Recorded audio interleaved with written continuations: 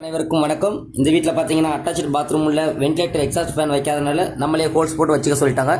இங்கே பாருங்க, நாயகன் மீண்டும் வரார். ராக்கெட் லாஞ்சர் தூக்கி நம்ம நண்பர் வந்துட்டார்.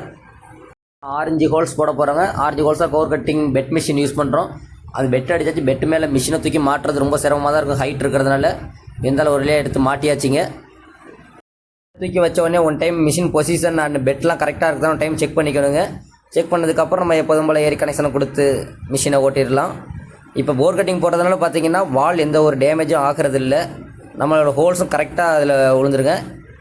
நேரம் பார்த்துருக்கலாம், பசங்க ரொம்ப கஷ்டப்பட்டு பெட் அடித்து அதில் மிஷினில் எடுத்து மாட்டுறதுக்கு ரொம்ப கஷ்டப்பட்டுருப்பாங்க. நான் ஏறோடனே அப்படியே மிஷின் ஓட்டுறேன்ட்டு பசங்க இப்போ தாங்க ட்ரைனிங் கொடுத்துக்கிட்டு இருக்குது.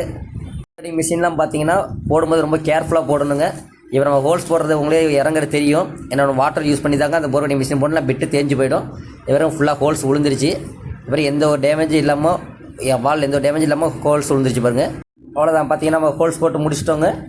பாருங்க, எந்த ஒரு இதெல்லாம் கரெக்டாக ஆரஞ்சு அந்த இது மட்டும் கேக் மாதிரி வந்துருச்சு பாருங்கள். நன்றி நண்பர்கள்.